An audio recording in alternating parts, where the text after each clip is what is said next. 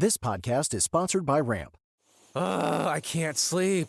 What is it now? It's the company. It's chaos. What's chaos now? The numbers, the expenses, the books. What if we get audited? No one's gonna audit you at 3 a.m. Go to sleep. I can't sleep. You could if you used Ramp. Who said that? I don't care because they're right. Go to sleep and sign up for Ramp in the morning, Jerry. Ramp is the corporate card that handles all your tedious financial operations automatically, integrates directly with your ERP, and gives you complete control over every transaction. Ramp gives you everything you need for bulletproof books and a better night's sleep. Wow, that is exactly what my company needs. Yes, and exactly what I also need. Go to sleep, Jerry. Upgrade to Ramp for free today and get $250 at ramp.com. That's ramp.com, ramp.com. Cards issued by Sutton Bank, members FDIC. Terms and conditions apply. You're listening to Missing Persons, brought to you by AbJack Entertainment. Be sure to check out some of the other great true crime podcasts from this network, including The Murder in My Family, DNA ID, Zodiac Speaking, Scene of the Crime, Beyond Bizarre True Crime, Citizen Detective, and Campus Killings. All of these podcasts are available for you to binge on right now, wherever you listen to podcasts. Subscribe where you're listening to this podcast so you don't miss an episode. The views and opinions expressed by guests on this podcast do not necessarily represent those of the podcast, its creators, or sponsors. If you would like to discuss a missing persons case on this podcast, please be sure to visit missingpersonspodcast.net. This episode may contain unsettling or disturbing subject matter. Listener discretion is advised. If you'd like to support Missing Persons and get VIP access to things like ad-free listening, early preview episodes, and bonus content of not only this show, but for every other podcast on the AbJack network of indie podcasts, consider subscribing to the show with an AbJack Insider subscription through Apple Podcast. For only $4.99 a month or $49.99 a year, you'll unlock a variety of listener benefits, and you'll be supporting the show in the process. Your support is greatly appreciated.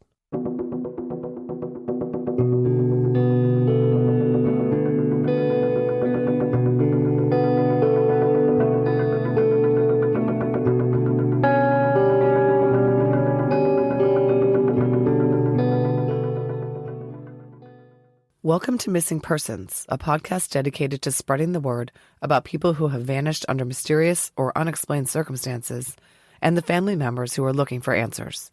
I'm Jess Betancourt. And I'm Mike Morford. Together, we created this podcast to help give a voice to people who continue to search for their missing loved ones. In some cases, even after decades have gone by.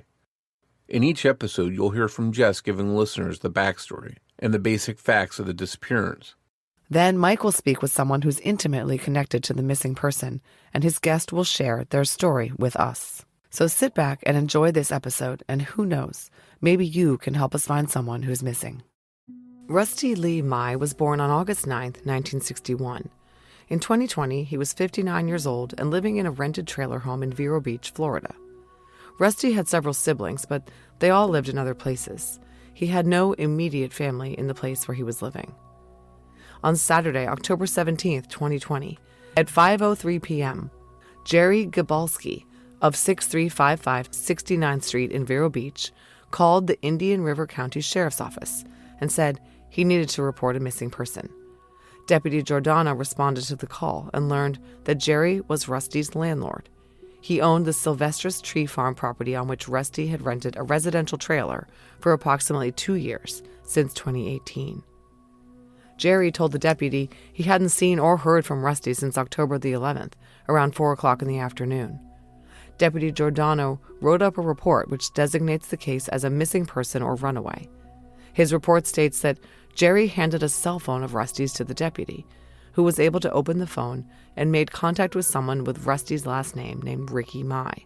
Ricky is Rusty's brother. Ricky was not local to Vero Beach and reported to the deputy that Rusty was going through some hard financial times of late. He lived primarily on disability payments and supplemented that somewhat meager income as best he could by buying abandoned storage units and reselling the contents. But during COVID, it became harder for Rusty to bring in the funds he needed to pay his living expenses. Ricky told the deputy that the two last spoke on October 3rd, when Rusty called and asked for rent and grocery money. Ricky had loaned Rusty some money and taken his motorcycle title as collateral. Deputy Giordano noted there were no suspicious text messages on Rusty's phone, and the last outgoing phone calls were prior to October 11th of 2020. Detective Ryan responded to the scene, and Deputy Giordano and Detective Ryan noted that outside Rusty's trailer, his 3 vehicles were parked, and they were all in operable order with full tanks of gas. They entered Rusty's trailer and observed that all Rusty's personal possessions seemed to be in place. Inside the trailer were his primary cell phone and iPad, both on chargers, his wallet, car keys, personal effects, cane, and specialized orthopedic shoes he wore because of foot and back problems he suffered from since an accident he had during Hurricane Katrina. Notably, Rusty was prescribed multiple medications to help manage his various medical conditions, including pain medication. These were all found in the trailer. His cigarettes and prized heirloom lighter were next to the bed. It was as if Rusty had literally evaporated into thin air. The Indian River County Sheriff's Office contacted Rusty's extended family. The family informed the Sheriff's Office investigators that Rusty had made a call from his cell phone at 4:04 a.m. on Monday, October 5th. This call was to a family friend in Colorado. Rusty left a voicemail and sounded totally normal. However, on October 6th, he did not call his sister Roxanne, who is our guest today, even though it was her birthday and he always called on that special day. There were 2 calls from Rusty's phone on the 7th that are the last known calls from his phone, and it's not certain that these 2 calls were placed by Rusty. On October 8th, Rusty's mother called Roxanne and asked if she had heard from Rusty, but she had not. The next thing they heard, Ricky was calling them about the call he had received from the Indian River deputy on October 17th, informing him that Rusty was missing. The original investigator on the case searched the trailer and the property around it with cadaver dogs with no luck. Rusty was entered into NCIC as a missing person. The police checked with all local jails and hospitals and found no clues to his whereabouts. The investigators told the family that they believed Rusty had likely taken his own life, despondent over his financial situation and the state of his health. The family does not believe this. His body has never been found. Also, Rusty would likely have OD'd or shot himself if he wanted to die, but his gun was in his trailer, as well as more than enough medication to OD on if one chose to do so. Furthermore, the family found drops of blood inside the trailer, drops of blood that the police declined to check out. The family also says that Rusty had a lot of problems with other people who lived on the Tree Farm property, and in particular with his landlord, who had threatened him and cut off his water and electricity because he was behind on his rent. The landlord has since disposed of the trailer, telling the family that it was sold. By the first anniversary of the disappearance, Detective Phil Dougherty of the Indian River County Sheriff's Office was the lead investigator on Rusty's case. He was an experienced homicide detective who believed that Rusty had been victimized by someone. He made a brief video about the case and stated that authorities believe that foul play may have occurred. Searches of burn piles on the property resulted in hits by cadaver dogs who were brought in, but no physical evidence relating to Rusty was found. His case is listed as an unresolved homicide. Rusty Meye is a 59-year-old white male, about 5'9" tall, 164 pounds, with brown hair and eyes. He wears glasses and walks with a limp. He has a tattoo of a lion on his upper right arm and a tattoo of an eagle with an American flag on his upper back. A Crime Stoppers reward of $5,000 is available for anyone who reports information leading to Rusty's whereabouts. Roxanne Aldridge, Rusty's sister, approached us at CrimeCon and asked us to cover this case. Mike Morford sat down with her to discuss Rusty's case. That conversation is coming up after a word from our sponsors.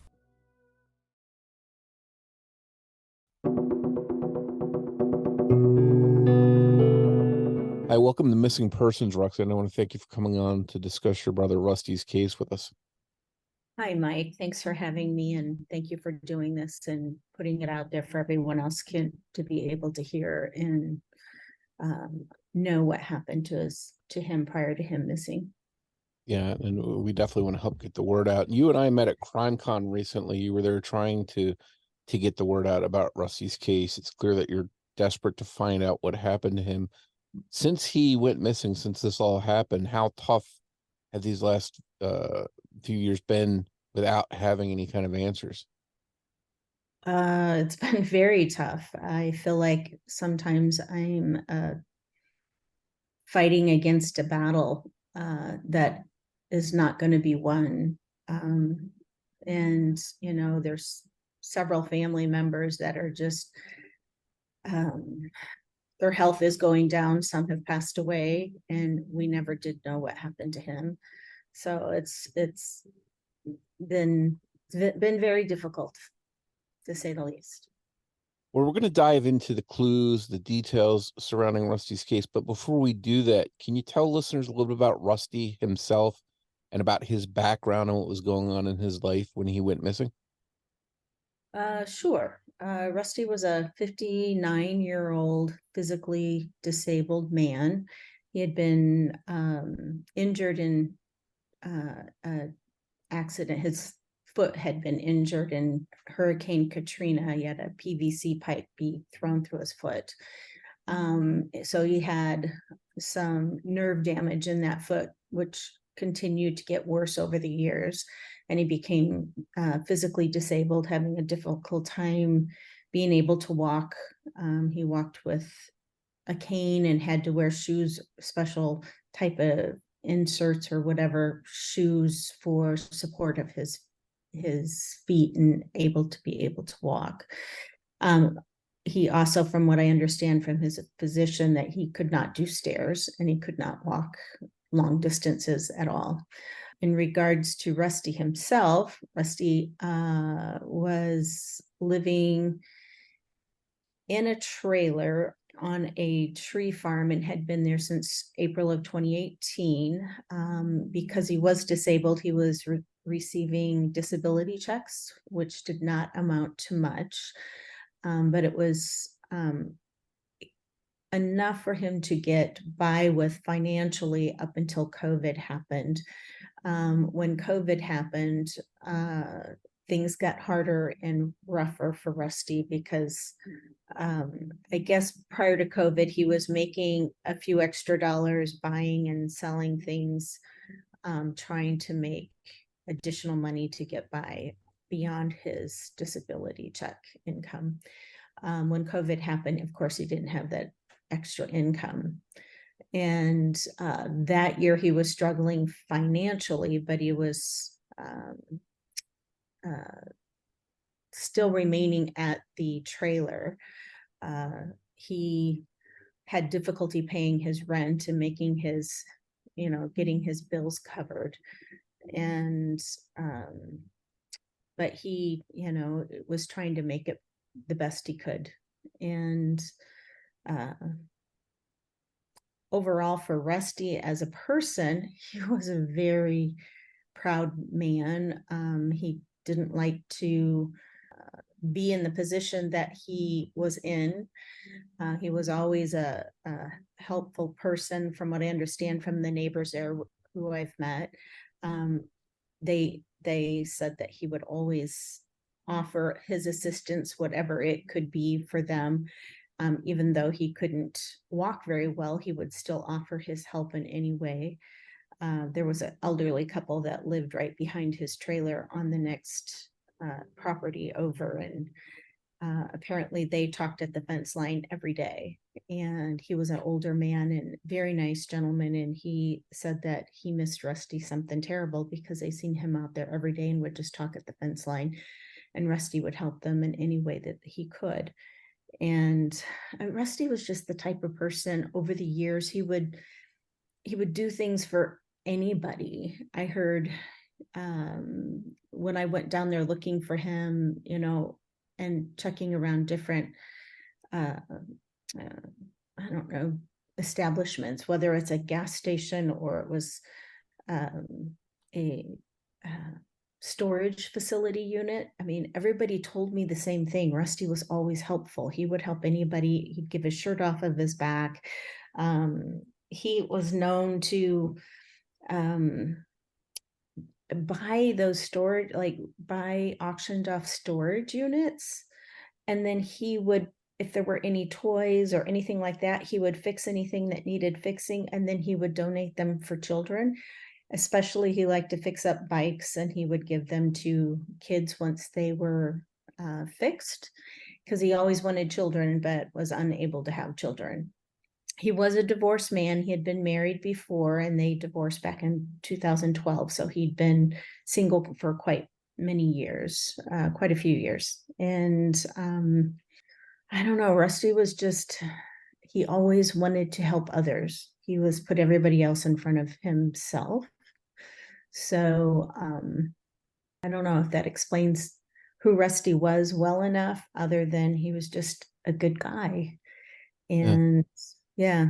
It sounds though as if, despite having these physical issues that he was facing, that he still tried to be active and did certain things when he could, and up until COVID. It sounds like that sort of, was a downtime for everybody, but it sounds like it especially was hard, including financially, for Rusty. Correct.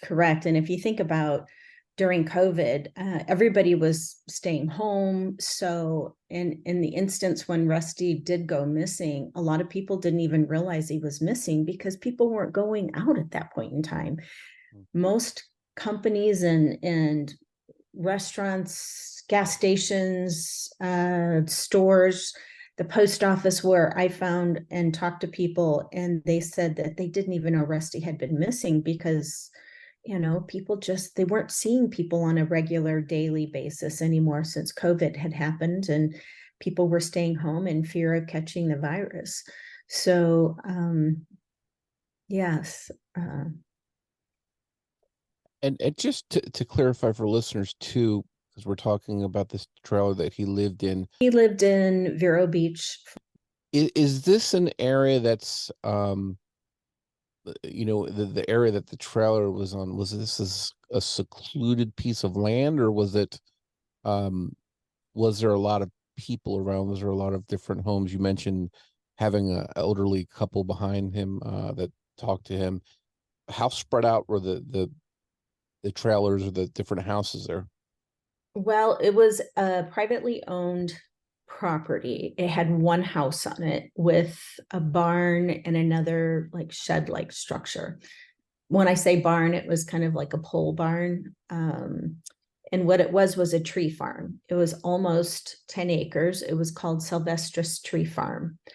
And there were multiple trailers, and sometimes also, I guess you would call them RVs, like were spaced here and there on this tree farm. There was a trailer literally right in the middle of the tree farm tree lot, like field, which was kind of odd. But anyway, it was an older man that lived there. And then there were just trailers that kind of were sitting around the lot. How many people were there? I can't tell you exactly. I am thinking 4 other people that I know that resided on the tree farm land, and then also the actual owner that lived in the house that was on the property. And so your brother didn't have anybody that was a roommate or lived there with him. He was on his own there. That is correct. He lived in the closest trailer, closest to the main house that was on that property. Okay. And I'm curious, how did he get around if he needed to run errands, if he had to go to the store or whatever he might have to do? Did he have someone that he relied on for transportation, or what was that situation? Rusty had 3 vehicles. He had a van that sat he literally parked it about 15 feet from his trailer door.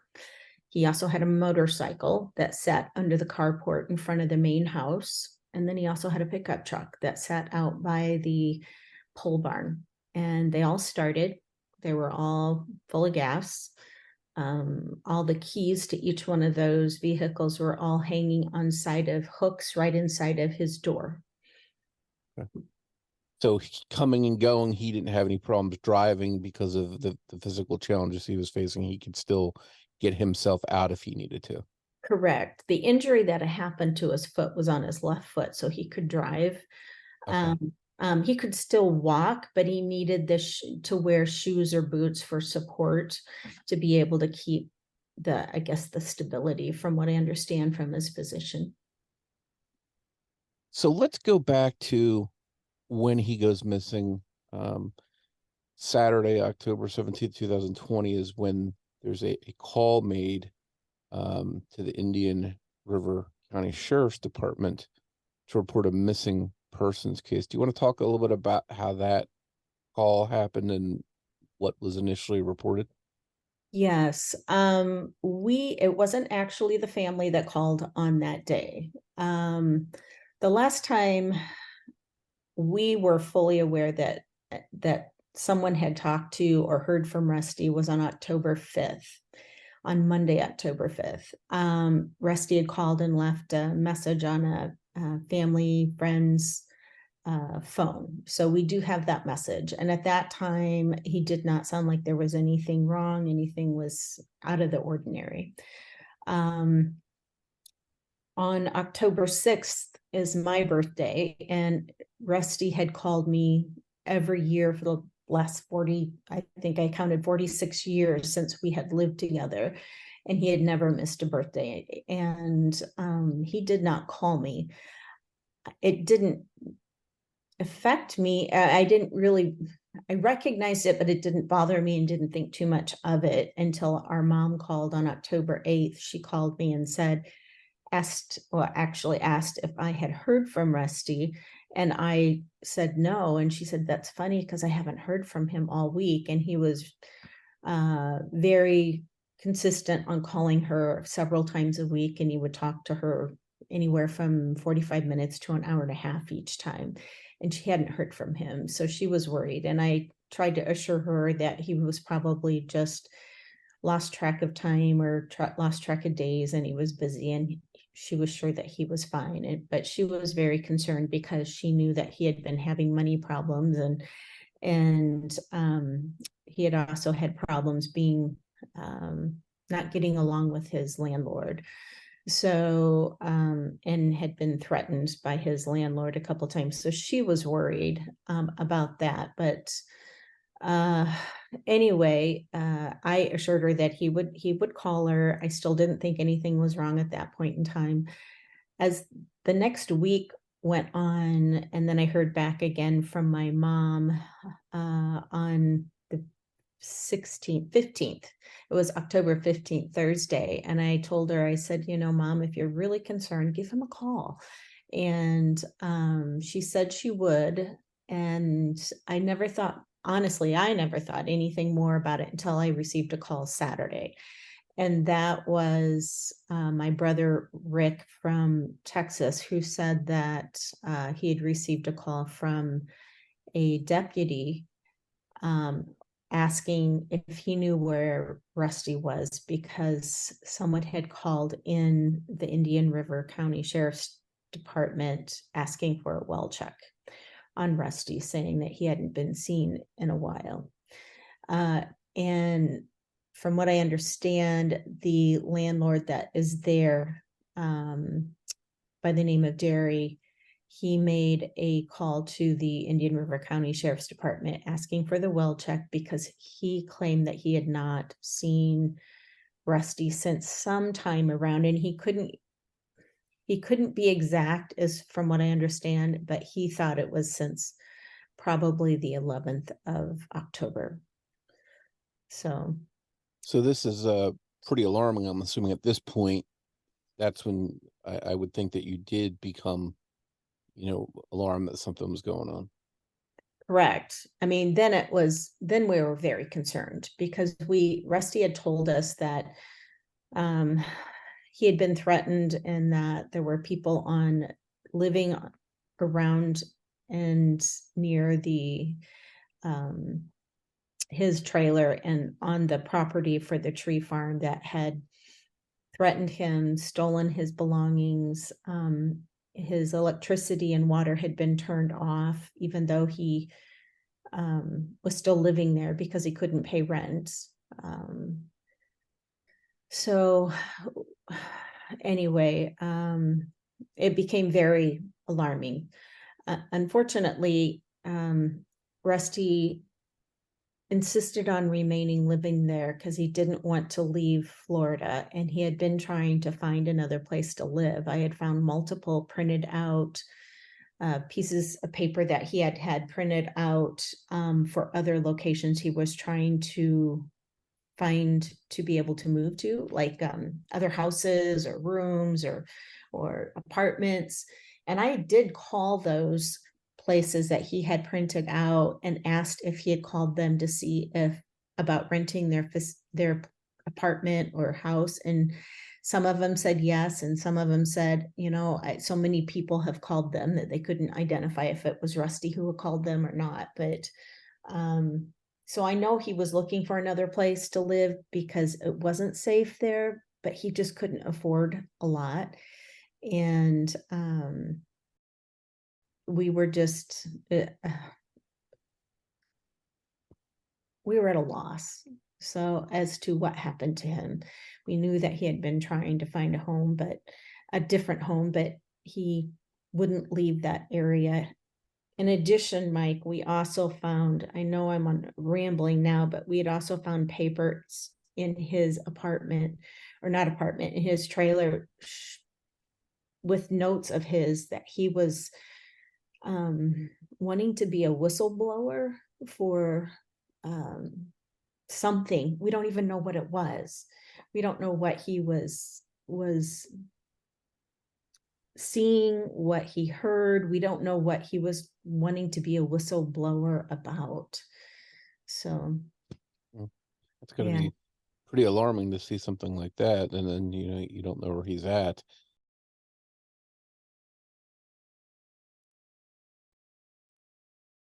I'm curious, what was found at the trailer when it was investigated, as far as seeing his vehicles, that kind of stuff? So when the deputy first arrived at his trailer, they found his cell phone, his main cell phone, plugged in and charging. And that's all they told me. I live in Tennessee, and that's all they told me they found plugged in and charging. But and they said all of his cars were there. They didn't tell me about anything else. And but they said all of his cars were there. The keys were in the trailer, and his phone was plugged in and charging, but Rusty was missing. That's all they told me whenever they called me and told me that he was missing and looking for him. But from what I understand, that deputy then called in a detective, and I did talk to the detective as well, and he didn't tell me any more information than that. It wasn't until I got down there, I wasn't able to get down there until the 30th of October. So that was 13 days after the well check. And because Rusty had told me that he was afraid and threatened by one or some of the people on the tree farm, I didn't want to go alone. So I found somebody in that area that my ex-sister-in-law knew that would be able to go with me, so I wasn't alone. When we went there, one of the first things we noticed when we opened up the trailer door was there was blood on the inside of the trailer door. I was not informed of that by the detective, so I didn't go in to the trailer. I just kind of looked in and looked around, and it smelled really bad, really bad. You could smell something that was dead on the inside. So I called the detective, and the landlord was showing us around. So I didn't feel comfortable with him, so I couldn't call or take pictures, call the detective immediately or take pictures. I didn't even want to acknowledge the fact that we seen the blood immediately on the inside of the door. because I didn't want the landlord to become aware that I was seeing things that maybe he didn't want me to see, or didn't recognize, I guess. I don't know. Just a sort of a protective mode. You just want to Correct. act like I don't see what I really see here, so I Exactly. can talk about it later on, but I'm not going to say anything right now. Correct. Thank you. We did grab all the keys to the vehicles. We started the van that was right next door, or like right next to the trailer front door, and it started immediately. Went over and started his motorcycle. I didn't, but the guy that came to the farm with me did, because I wouldn't know how to start a motorcycle. And it started right up as well. Anyway, so we had all the keys. We did find that his trailer was left unlocked. And I asked the landlord, why is this trailer unlocked? And he said, because I knew Rusty would never leave it unlocked. He had said that things had been stolen, and he would have to hide things to keep people from taking things. And he said that he knew that his landlord was coming into his trailer, even though it was locked, whenever he would leave, and go to the store, or to go to the post office or whatever to get his mail. So I knew Rusty wouldn't leave it locked. It just gave me a horrible, horrible feeling that something did not go right here, especially when I seen the blood initially on the inside of the door. I did not see the rest of the stuff until the next day. After I left the trailer, when I first went there on the 30th, I then met the detective in person that was on the case. I met him in person immediately after I went to the tree farm. At that time, he told me to connect with a advocate group, which were amazing for me. They were called Pink Justice at the time, and now they've changed their name and they're called Seeking Justice. The detective told me to reach out to them and talk to them, and they would help me with Rusty's belongings, and that he trusted that if there was anything that was found in the trailer that was evidence of, or would give him any information to the whereabouts of Rusty or what happened to him, they would know what to do with it or how to progress from there. And that he did not want to go back to the tree farm because he didn't want to make anybody on the tree farm think that he was still investigating it as a possible, that it could be possibly a crime and not just a missing person case. And I'm curious, did they initially see the blood themselves, or did you have to tell them about the blood that you found for them to find out about it? I had to tell them.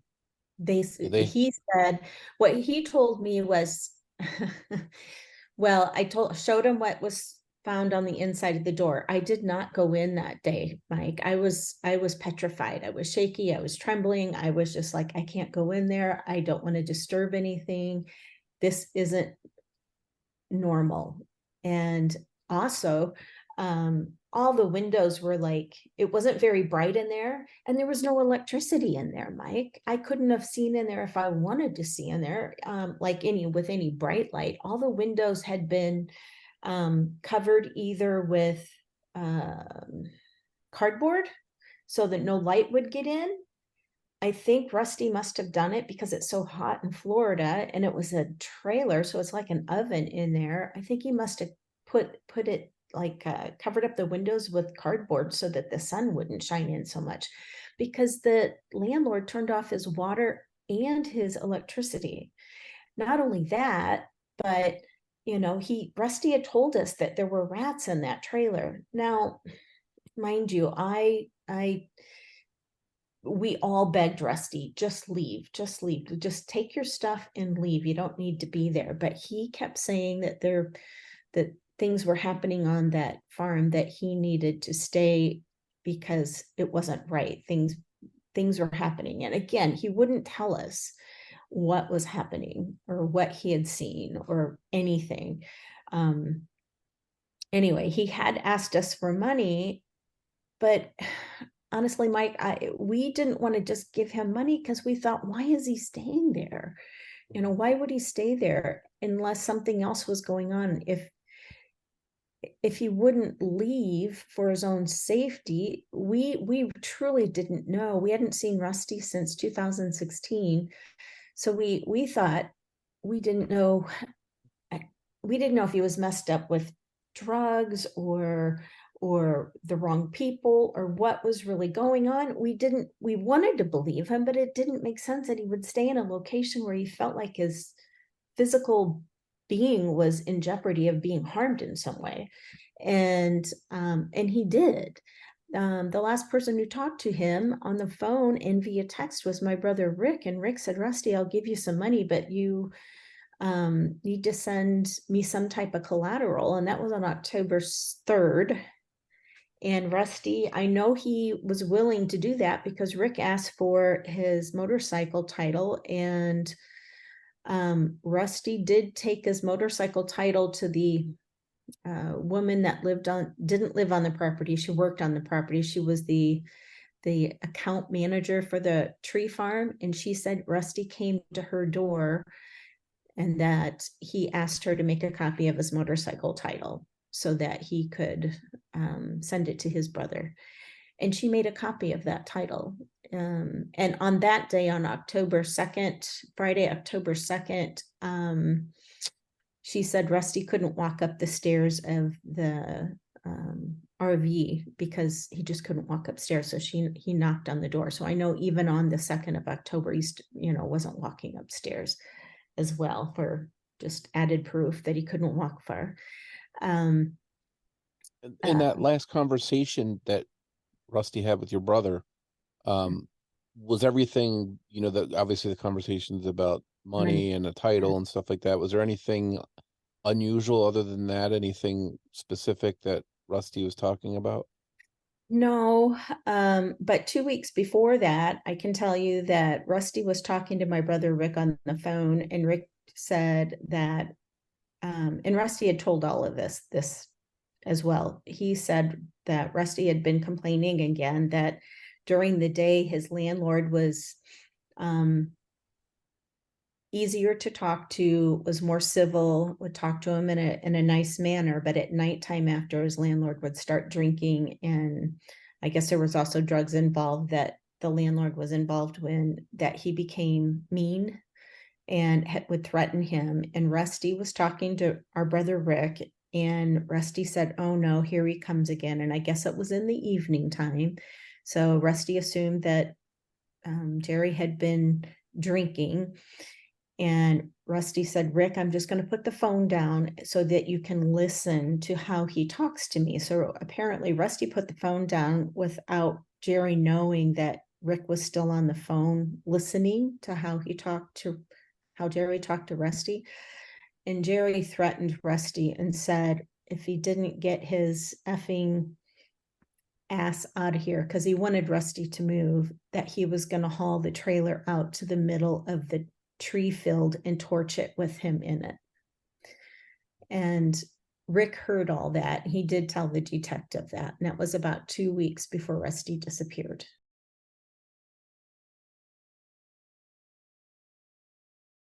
So you've got the landlord here. There's some friction between him and Rusty. There's a threat here that's, he wants him out and something might happen. And then your brother goes missing and there's blood at the scene. So, it seems logical that this person, this landlord, would be someone that the police would be interested in talking to. I'm curious, how cooperative was he, and what did they talk about? What did the police ask him, and what he said? Yeah, that's a really good question. So from what best I can tell you, I wasn't there during that conversation. It was before I arrived down to Florida on the 30th of October. Um, what the detective that was on the case then, he was relieved from that case about 6 months after Rusty disappeared. But the detective that was on the case said that he did question the landlord, but that detective thought that the landlord was just a normal businessman. When I asked the landlord, or excuse me, when I asked the detective what his gut feeling was about the landlord, he told me, oh, he's just a business guy. He kind of looks like a beach bum or a surfer dude with long hair and walks around just in casual clothes, and sells trees. And I said, but what about his history? And he said, what history? And I said, well, he's on probation for 2.5 years, and he had no idea he had a criminal background. And anyway, the detective had no idea at that point in time. And that was before I went down to Florida. I could Google all that just by, looking online. So the detective didn't think there was anything suspicious at all about this tree farm. Now, having said that, Mike, in addition to that, I had the CAD list pulled, which is the phone 911 call list to that residency, finding out if there was any history with that residence. And there were 27 911 calls to that address in the previous 10 years. Everything listing from crimes that were theft, drugs, prostitution. There was a death in October of 2015 in the very trailer Rusty was living in. They found a man's body that was already starting to decay. And I talked to at that time, he was a deputy, but he was the sergeant of my detective by the time that Rusty just disappeared. And I talked to him about that. He actually said that trailer was a very old trailer and nobody should been living in it even after 2015, let alone by the time Rusty rented it in 2018. So anyway, the fact that there was 27 911 calls to that residence in the last 10 years when Rusty went missing, why there wouldn't have been a bright red flag going up thinking this could be a case of more than just a missing person is beyond me. I don't know. It's a scary fact. That on the 31st, I had mentioned that the detective had told me to connect with this group called Pink Justice, which were advocates for missing people or anything like that. So I did connect with them. And again, they were amazing and they still are amazing. They helped me through this whole time frame. And on Saturday, and I begged the detective to come with us, but he did not want to be involved. He said he didn't want to give anybody on the farm any idea that he might still be investigating the case. He had us go ahead and go into the trailer and go through it. We found Rusty's on that day, October 31st. Now, this is a week after, or be a total of 2 weeks after the initial well check call. And again, the trailer was unlocked during that entire time. From what I understand, the detective that responded to the case on the 17th did not lock the trailer. So it was left unlocked for 2 weeks until I got there. And when we went in, we didn't only find blood on the door, but we found, and the trailer, by the way, looked like it had just been torn apart. There was stuff all over the bed. There was stuff everywhere. Kind of, I guess it's called like a day bed that would make into a table setup kind of thing in a trailer aspect. That was a disaster. There was just stuff everywhere. So if the detectives, when they first went to Rusty's trailer, couldn't see the blood because one, it was dark in there. Because when we went in, we just took the cardboard out of the windows to give us some light to see. Because again, there was no electricity in there. And it smelled awful because of the dead decaying. We found 2 rats that were dead and decaying in there. And that's what we were smelling. But we also found additional blood on the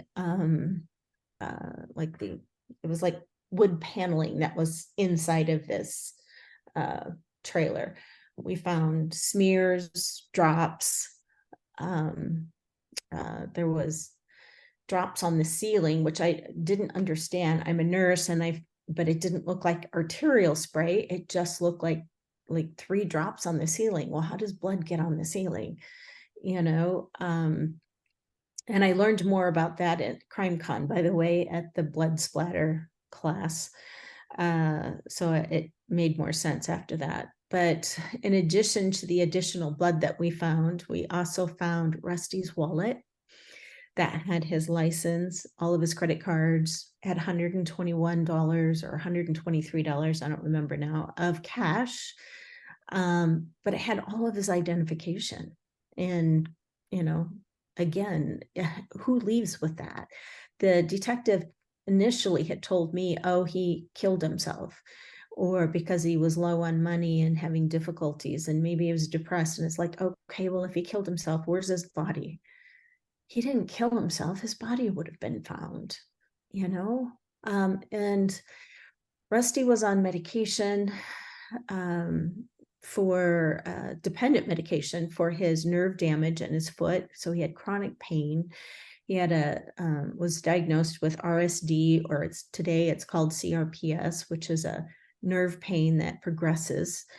And he also had high blood pressure, so he was on high blood pressure medication. He had chronic kidney disease. He was on multiple medications that were dependent. We found all of those medications, including tons of extra of his medications, because his medications were delivered on a monthly basis, and anything that Rusty hadn't taken, he would just throw into a bag that he had in the trailer. So he had all these leftover medications, including a ton of pain medication. He wasn't taking it as frequently as it could have been taken or as it was prescribed.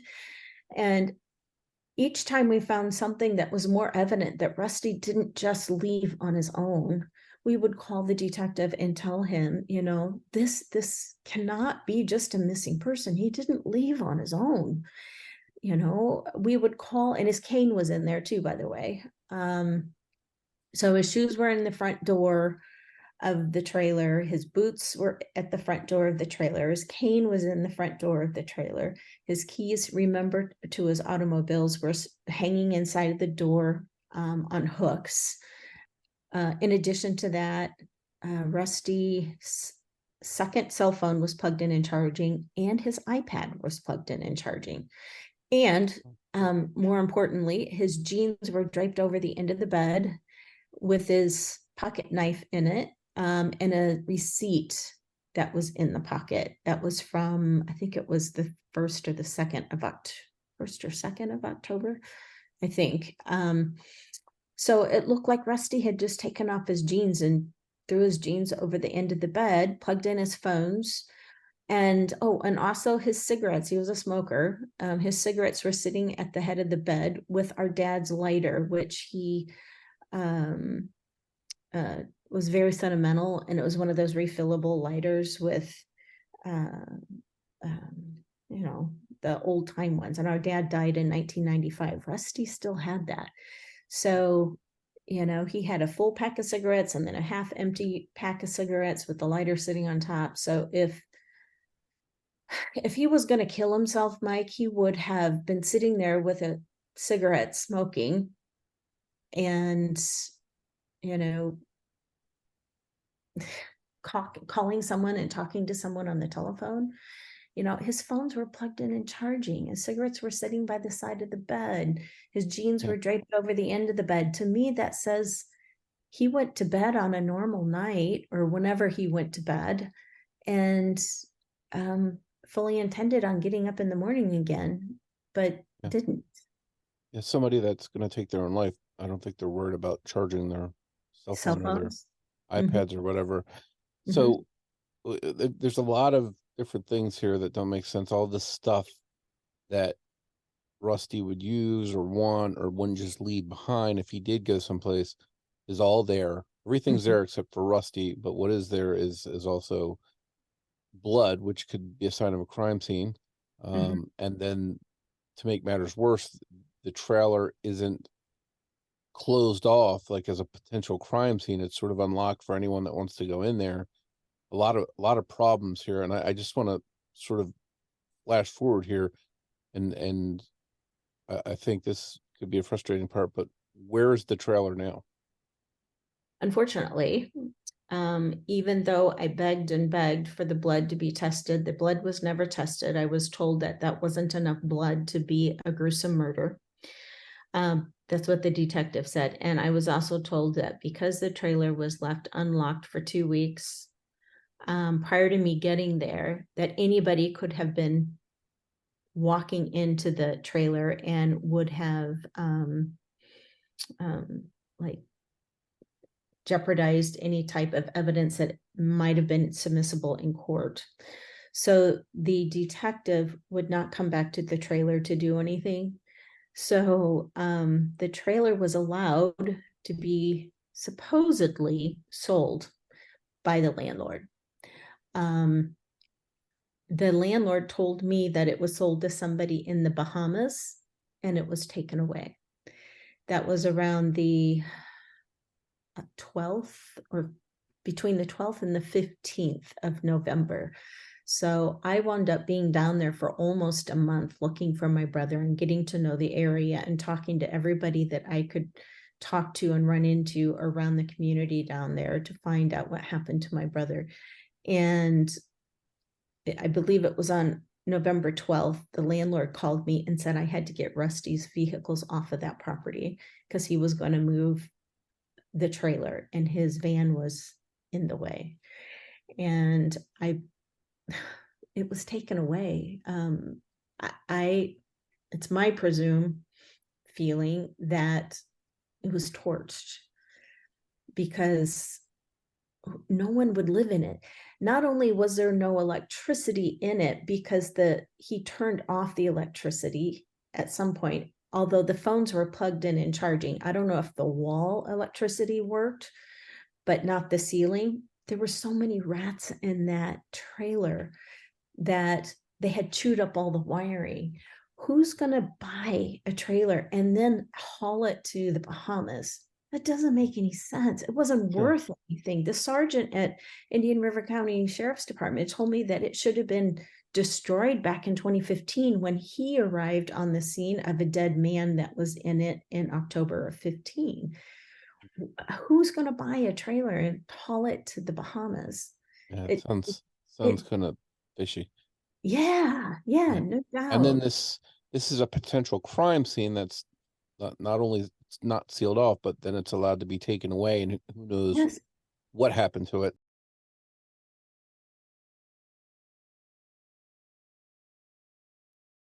So now the potential crime scene, the last place that has clues, is gone. Correct. I'm curious, were there any kind of organized searches done, any kind of cadaver dogs, anything like that done searching for Rusty? Yes, there were. And before I came there on the 30th of October, the initial detective did say that within the first week after the well check, they brought out cadaver dogs and searched the property. They searched the property, not only around the trailer. There was a little pond on this property, like a little, I don't know, ornamental pond, if you want to call it that. I mean, it's more than an ornamental, but you know how there are little bits of ponds and water reservoirs out in front of the house. And if you pulled up Sylvester's Tree Farm in Vero Beach, you could see it on the satellite view. And then the field of trees is behind the house and the pole barn. And the detective said that the dogs didn't hit on anything. Now, when he told me that, if they were good dogs, they would have hit on that trailer, because there was a deceased body that was found there in 2015, 5 years earlier. And so it depends on how good the dogs are, I guess. I've learned a lot more about cadaver dogs, versus like dogs that just smell human blood or other types of scent dogs. But they didn't hit on anything. So I don't know. But since then, since this whole 6 months occurred with Rusty's disappearance, and a new detective came on, it took us over a year, but we finally got a warrant to do a search of the property, because we were received a tip that we had to look at the burn piles. So, and the detective said it was a, significant, reputable tip. We did get a warrant by the Florida state's attorney, but only to look at the burn piles, and the dogs hit on the burn piles.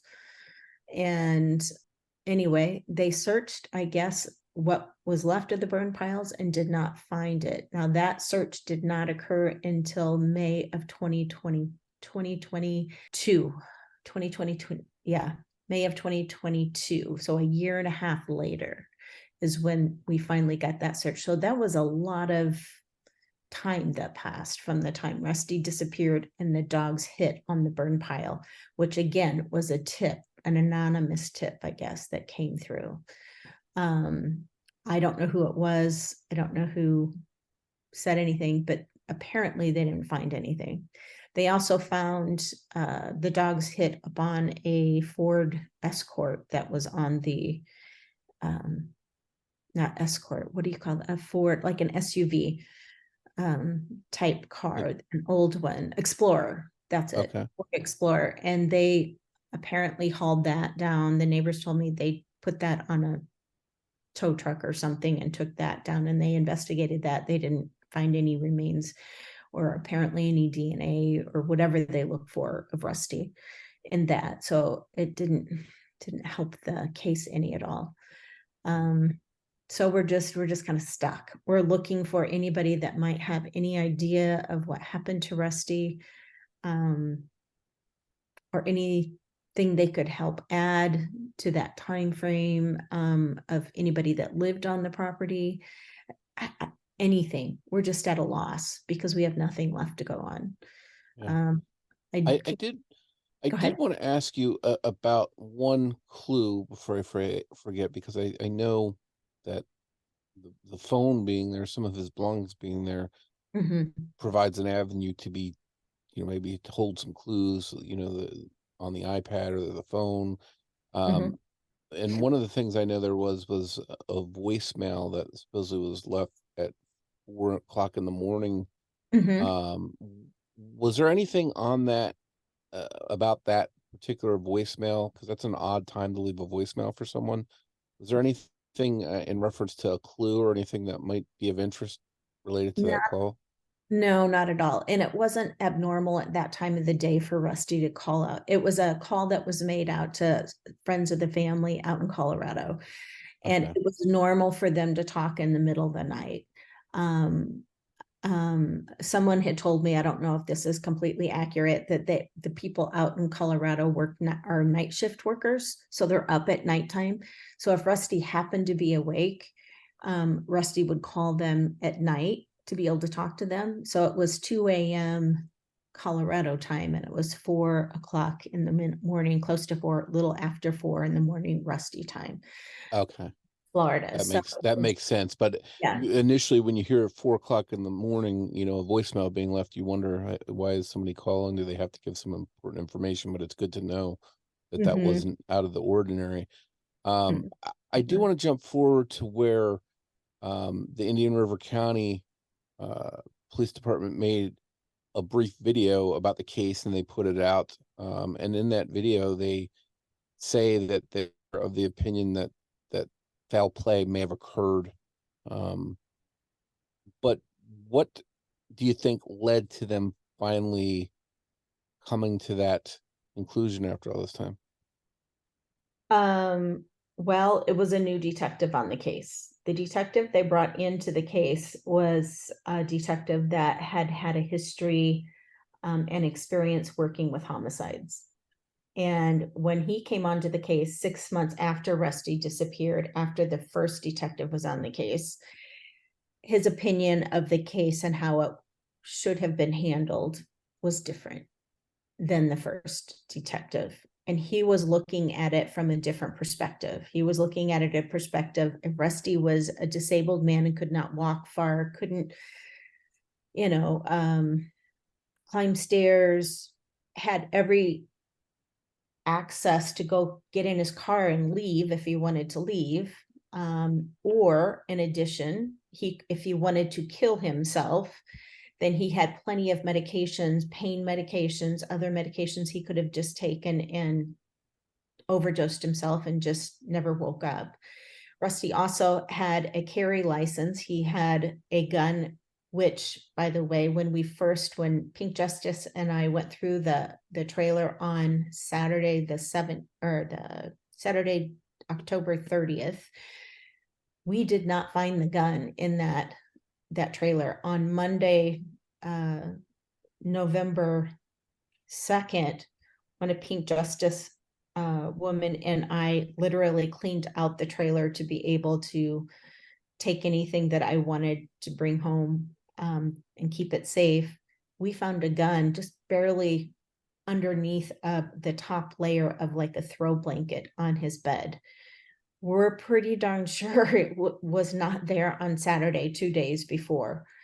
How it arrived back in there, if that's what happened, we don't know. But I also told the detective at that time too, immediately. And every time we found something that was pertinent at that time, whether it was the additional blood that we found when we took the cardboard off the windows and made it more bright in the trailer, or when we found his dependent medications, or when we found his wallet with all of his identifications and his money and credit cards in there. Every time we found a new piece of evidence that Rusty did not leave that trailer on his own, we called the detective, and we were continued to be told to proceed, continue to proceed. That's not enough. I need more. He needed more information than that. That it should be more of a criminal case rather than a missing person case. I think because just the actual gut feeling and the evidence that was in and shared in the report, I guess I've never seen the report, but in whatever report that the current detective on the case had. And then also, again, he also wound up receiving a lead about checking out the burn piles. Well, why would you check out the burn piles unless there was a body burned in it? With, a year and a half later. So he did do a video for the 1 year anniversary of Rusty missing, standing outside of the property of Sylvester's Tree Farms, asking for the help from the public if they knew anything. And yes, he did say they believe that there was foul play involved. And today, Rusty is listed on the cold case list of people from Indian River County area as a unresolved homicide. That obviously shifts the case from missing persons case to possible homicide. Correct. And unfortunately now, Mm-hmm. the trailer, unless it's out there someplace and hasn't been destroyed, that may hold some of the clues, may be lost and may not be able to have clues or evidence retrieved from it, which is very, very disheartening. Yeah. True. So we started out this discussion mentioning that you and I met at CrimeCon. You were there hoping to, I guess, learn what you could, maybe spread the word about the case. And I'm curious if going to CrimeCon did help you in any way with what your plans are for Rusty's case and how to actively, investigate it or get the word out there. What did you learn at CrimeCon? What contacts did you make to help you in your quest? Well, it was an amazing opportunity to go, and I will be going next year, which will be right here in Nashville, Tennessee. I live in Franklin, Tennessee. I met so many people, not only people that might be of help to Rusty's case, such as retired detectives that were interested. Mike, I had people looking for me when they heard about Rusty's case. That turned out to be on 2 occasions during those 3 days of the conferences, people coming, looking for me, asking, is your name Roxanne? And I would say yes. And of course, and they, what can I do for you? And they introduced themselves as retired detectives. They were reading up on Rusty's case. They wanted to know more information and they would like to be helpful. So we'll see what happens and what they could help identify, and if the current detectives and people, law enforcement in Indian River County, will be willing to give them information to be able to help. I believe more heads working together might be able to solve this. The more we get it out there in the public, more people will know and maybe come forward. Now that it's a cold case, not completely cold, but listed on the cold case in Indian River County, there is a Crime Stoppers reward of $5,000 that could be obtained by somebody giving information that may lead to the arrest of who is responsible, which is awesome. In addition to meeting detectives at CrimeCon, I also met a lot of advocates, and I also met other people that are in the same boat as I am, which is really sad. It's a part of a group that no one wants to be part of. But meeting other people and hearing what they've gone through and dealt with was very helpful from a therapeutic sense, if you can call that, especially with the not finding any remains of Rusty at this point in time. And by the way, we believe that he's deceased. I mean, nothing's been touched in his account, his money, his bank account, his social security number hasn't been used. Nothing has been done regarding him. So people use the word of closure when you have a missing person or a missing loved one. I don't know if closure is the right word to call it, but we would like to know, and at bare minimum, have some of his remains, even if we never find out who was responsible. Having his remains, I know my mother would like to have him buried with her when she passes away, just to make her feel that, he's not alone like he has been since, he disappeared. So, CrimeCon was awesome. I look forward to next year. I hope that we find out what happened to Rusty before then, but I definitely look forward to next. And absolutely, we want to help you spread the word and get it out there that his case is still unresolved. And along those lines, do you have any social media pages for his case or any websites or anything like that where people can learn more about it or share it on social media, that kind of thing? Yeah, there is a Facebook page that was initially started by Pink Justice, and it is called Finding Rusty Meye by Pink Justice.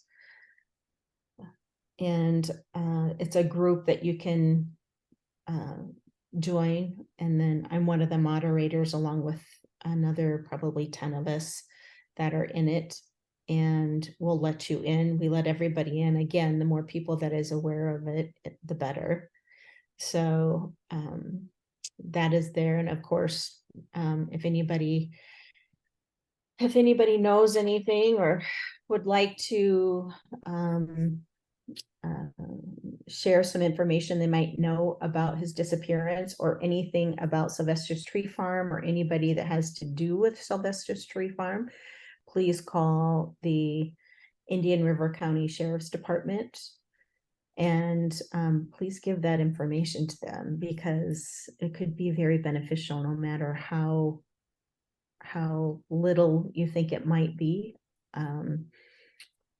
It could be just the tip that they need to figure out the case. And the Indian River County Sheriff's Department number is 772-569-6700. Currently, the detective on the case is Phil Doherty. He'd be happy to hear from anybody who may have any tips that might help him on this case. Well, we'll definitely share all those different links. People out there listening, hopefully, if anyone knows anything, hears anything, they'll do the right thing and come forward and provide that information so your family can get answers.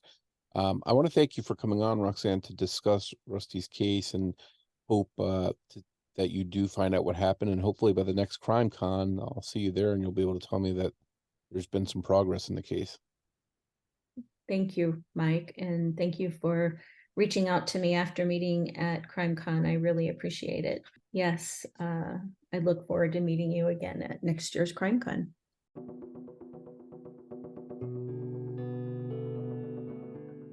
We hope you enjoyed this episode of Missing Persons. If you can provide any information to help solve the case we discussed in this episode, please contact the appropriate authorities. If you enjoy this podcast, please take a moment to tell your friends about Missing Persons and invite them to listen to the show. Word of mouth will help us grow and bring these cases to a larger audience. You can also help us by taking a moment to rate and review Missing Persons on the platform you're listening to us now on. Just a reminder that new episodes of Missing Persons air every other Saturday. If you want to find us on social media, we're on Facebook at facebook.com/missingpersonspod. We're also on Twitter with the handle @missing_pod. And of course, you can find us and contact us through our website, missingpersonspodcast.com. On behalf of Jess Betancourt, this is Mike Morford saying thanks, and we'll see you next time on Missing Persons. Are you ready to unlock your creativity and transform your passion for beauty into a career? Southeastern College is here to help you take your first steps towards training for a career in cosmetology. Unlock your potential and start your path towards a career making people feel confident. It's time to invest in yourself. Visit sec.edu for more information on our programs and take the first step toward training for a brand new career in cosmetology. Your before and after story starts now at Southeastern College.